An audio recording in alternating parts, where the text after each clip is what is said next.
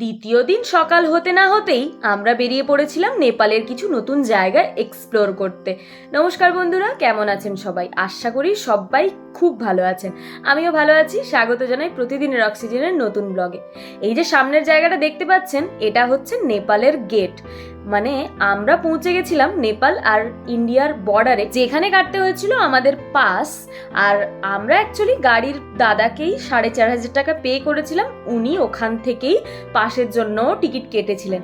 এখানে 600 টাকা লেখা আছে, কিন্তু অ্যাকচুয়ালি কত টাকা নিয়েছে সেটা আমার জানা নেই। মনের মধ্যে আলাদাই একটা অনুভূতি চলছিল, তাই এসবে আর মাথা ঘামাইনি। যেটা ওদের কাজ ওরা করছিল। আমাদের গাড়ি ওখানে দাঁড়িয়েছিল, আর ওখান থেকে নেমে আমরা এই পাশের বাজারটা দেখছিলাম।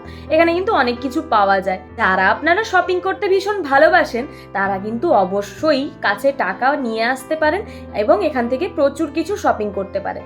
যাই হোক, আমরা পৌঁছে গেছিলাম এই বৌদ্ধ টেম্পলটায়, যার কাছে আবার একটা ব্রিজও আছে।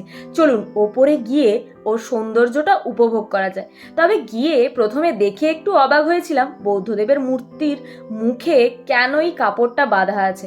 আমাদের গাড়ির দাদা বলল যে এখনো পুজো হয়নি, মানে এটার উদ্বোধন নাকি এখনো হয়নি, তার জন্যই মুখে এভাবে বাঁধা আছে। মূর্তিটা যে ভীষণ বড় ছিল সেটা আপনারা নিশ্চয়ই বুঝতেই পারছেন। ও হ্যাঁ, আরেকটা কথা তো আপনাদের বলতেই ভুলে গেছি।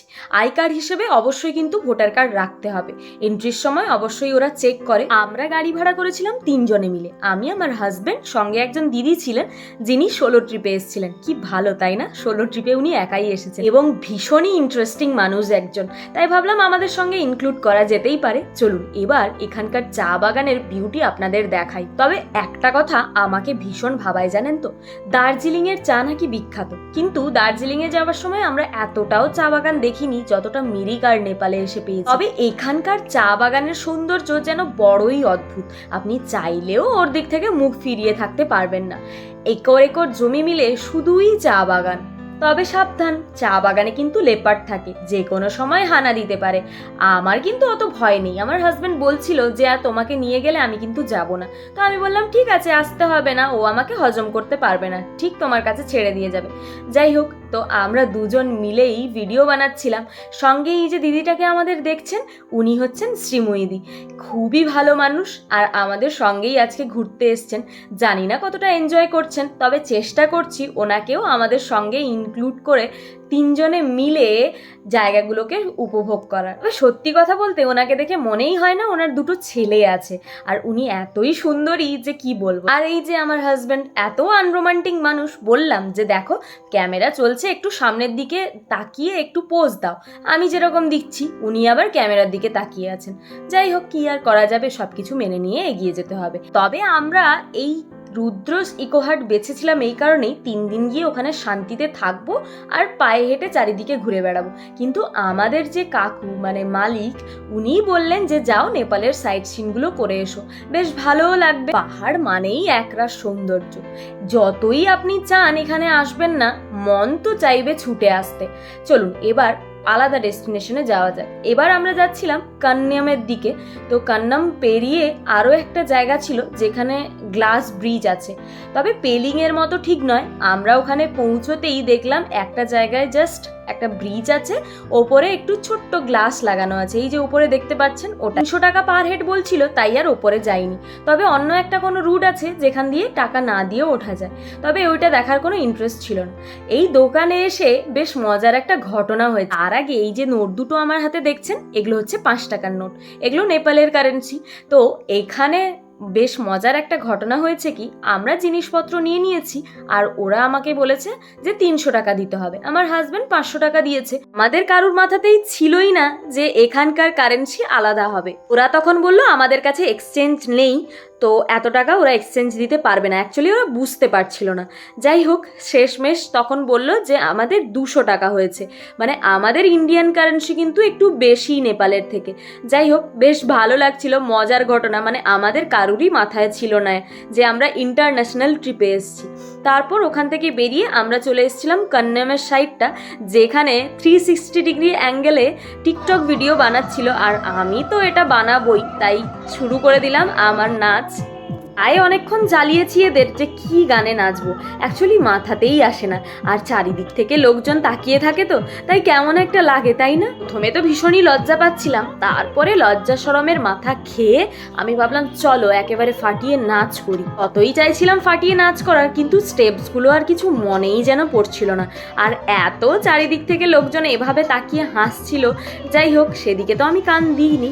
তো এখানে এটা করে আমি তো বেশ মজা পেয়েছি, এই অ্যাক্টিভিটিসগুলো বেশ ভালোও লাগে। এখানে আবার ফটোশ্যুটও হচ্ছিল, তাই আমি আর আমার হাজব্যান্ড দুজনে মিলে আবার ফটোশ্যুট করালাম এবং সেখান থেকে একটা খুব সুন্দর ফটো আমরা বাঁধিয়ে নিয়ে এসেছি। তবে জিজ্ঞেস করলাম কত টাকা করে নেবে, ওরা বলল 500 টাকা করে। মানে ওদের কারেন্সিতে ওটা হচ্ছে 500 টাকা আর আমাদের কারেন্সিতে নিয়েছিল হচ্ছে 370 টাকা। তো বাঁধিয়েছিলাম, কিন্তু আবার সেই দাদার কাছ থেকে আলাদা ছবিও তুলেছিলাম যাতে হোয়াটসঅ্যাপে ওরা পাঠিয়ে দেয়। তবে এখানকার মানুষগুলো বড়ই অদ্ভুত, নিজেরা ভীষণভাবে এনজয় করে। দেখুন এই দাদুটাকেই দেখুন, আমাদের দাদুরা হলে ওরা কখনোই এরকম নাচানাচি করবে বলুন তো? তবে বারবার আমি একটাই কথা বলবো, আমার ফোনে যতটা না এর সৌন্দর্য প্রকাশ পাচ্ছে, আপনারা যদি সামনে যান ওখানে সব থেকে বেশি সৌন্দর্য আপনারা উপভোগ করতে পারবেন। এখানে এসেই বুঝলাম যে আমাদের মতো প্রচুর ট্যুরিস্ট ছিল যারা এই নতুন জায়গাগুলো এক্সপ্লোর করতে এসেছিল। এন্ট্রি করার জন্য পাস কাটতে কিন্তু বেশি সময় লাগে না, অ্যাকচুয়ালি সময় লাগে গাড়ির জন্য, মানে গাড়ির পাস করতেই বেশি সময় লাগে। প্রায় 1 ঘন্টা আমাদের ওয়েট করতে হয়েছিল, অ্যাকচুয়ালি নেটওয়ার্ক প্রবলেম ছিল, তাই এরার সময় আবার তাড়াতাড়ি পৌঁছে গেছিলাম। যাই হোক আমি চলে গেছিলাম ঘোড়ার কাছে সেলফি তুলতে, কিন্তু ভীষণ ভয়ও লাগছিল যদি আমাকে মেরে ফেলে দেয়। অনেকে আবার হর্স রাইডিংও করছিল, ইচ্ছে আমারও ছিল, কিন্তু ভয়ও লাগছিল উঠিয়ে যদি ফেলে দেয় আবার। সামনেই একটা পয়েন্ট ছিল যেখানে লেখা ছিল কন্যাম, আর সঙ্গে একটা সেলফি পয়েন্টও ছিল যেখানে সবাই মিলে সেলফি তুলছিল। অনেক কষ্টে আমি গিয়ে দাঁড়িয়েছিলাম, ভিডিও তো করছিলাম কিন্তু কেউ আর জায়গা দিচ্ছিল না। শেষমেশ আমি তাদের মধ্যে ঢুকেই কোনো রকমে 2টো ফটো তুলে পালিয়ে এসেছিলাম। আর এই দেখুন এই ঘোড়াটা কেমন সাদা। ওখান থেকেই আমরা এগিয়ে যাচ্ছিলাম, একটা সিঁড়ি আছে যেখান থেকে ওপরের পুরো সৌন্দর্যটা উপভোগ করা যায়। সামনে আরও কিছুটা বাকি আছে আর আমরা উঠতেই থাকছিলাম। এখানে আরও একটা জিনিস দেখলাম জানেন তো, এখানে সবাই কি সুন্দর তাদের ট্র্যাডিশনাল ড্রেস পরেছে। দেখুন সামনে এই যে মহিলাগুলো, এরা হচ্ছে নেপালের ট্র্যাডিশনাল ড্রেস। ইচ্ছে ছিল পরার, কিন্তু শেষমেশ আর পরা হলো না। সব থেকে খারাপ লাগে আমি যখনই পাহাড়ে ঘুরতে যাই তখনই বৃষ্টি হয়। বৃষ্টির সৌন্দর্য আলাদাই থাকে ঠিক, কিন্তু আবার যদি না বেরোতে পারি সেখানে কিন্তু আরও বেশি খারাপ লাগে। যাই হোক নেপালের এই পাহাড়টাতে এসে আমরা দেখছিলাম আমাদের ওই দিকের পাহাড়টা পুরো মেঘে ঢেকে আছে, প্রচুর বৃষ্টি হচ্ছে। এদিকে আবার 1 ফোঁটাও বৃষ্টি নেই। এটা হচ্ছে নেপালের ওই পাহাড়টার থেকে পুরোটার সৌন্দর্য। কি ভালো লাগে তাই না? জানেন তো আমার মনের মধ্যে সত্যি সুপ্ত একটা বাসনা আছে, আমি যদি পারতাম তাহলে পাহাড়ের গায়ে একটা ছোট্ট ঘর বানাতাম আর সেই ঘরটাকে কি সুন্দরভাবে ফুল দিয়ে সাজিয়ে রাখতাম। আমার যখনই ইচ্ছে হতো তখনই পাহাড়ের সৌন্দর্য উপভোগ করতে আমি বেরিয়ে পড়তাম। সমুদ্রও ঘুরেছি আর পাহাড়ও ঘুরেছি, কিন্তু জানি না কেন পাহাড়টা যেন একেবারে বারবার আমাদের ডাকে। এই ভিডিওটা দেখে আপনাদের মনেই হতে পারে কি এমন দৃশ্য আছে যেটা দেখার জন্য আমরা গেছিলাম। যাই হোক সেটা সামনে দেখলেই বুঝতে পারবেন।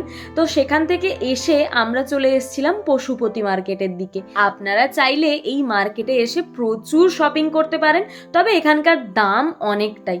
ব্র্যান্ডেড জামা কাপড় নিতে হলে দাম তো অনেকটাই হবে। আমার ইচ্ছে ছিল ওই পাহাড়ি স্টাইলের কার্গো প্যান্ট আর ক্রপ টপ নেওয়ার।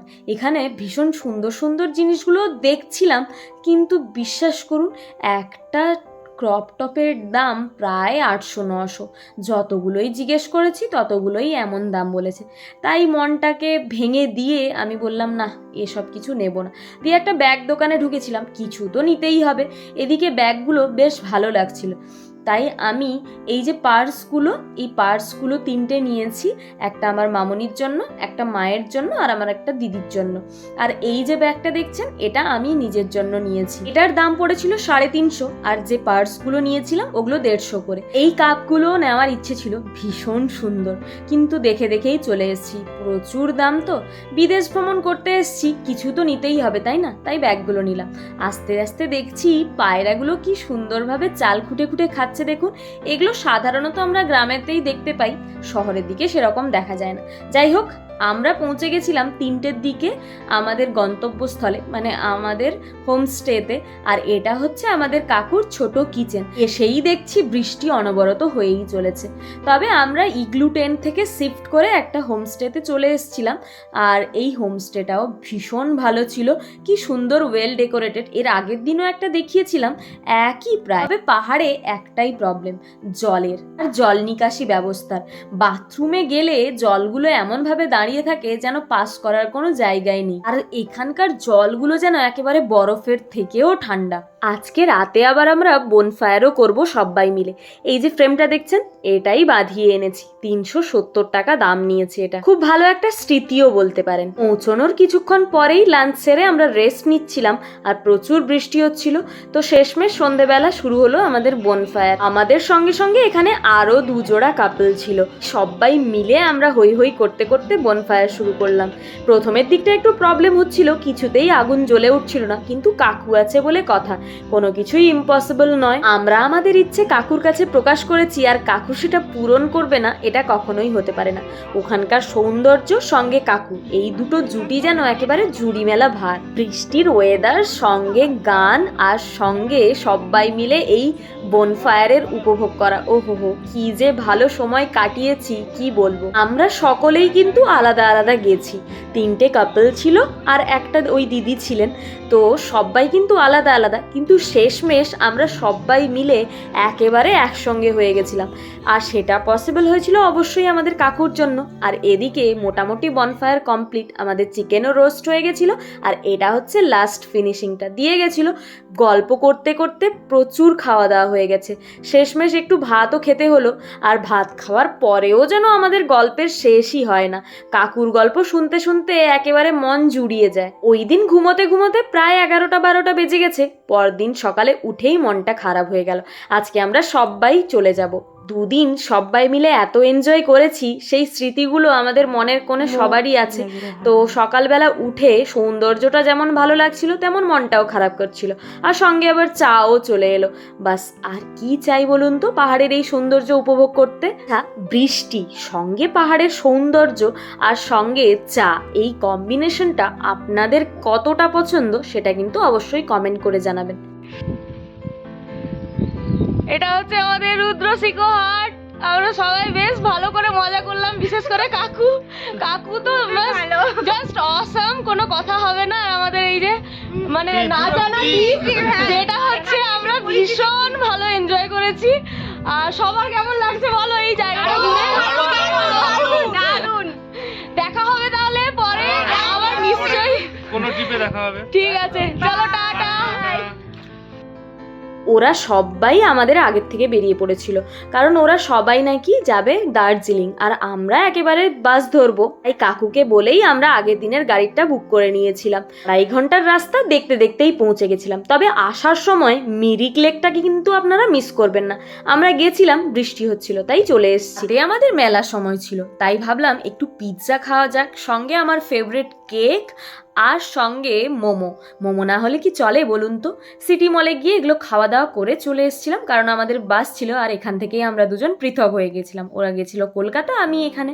তো যাই হোক, এখানেই ভিডিওটা শেষ করলাম। অবশ্যই লাইক, কমেন্ট, শেয়ার, সাবস্ক্রাইব করবেন, জানাবেন কেমন লাগে। ভালো থাকবেন সবাই, টাটা।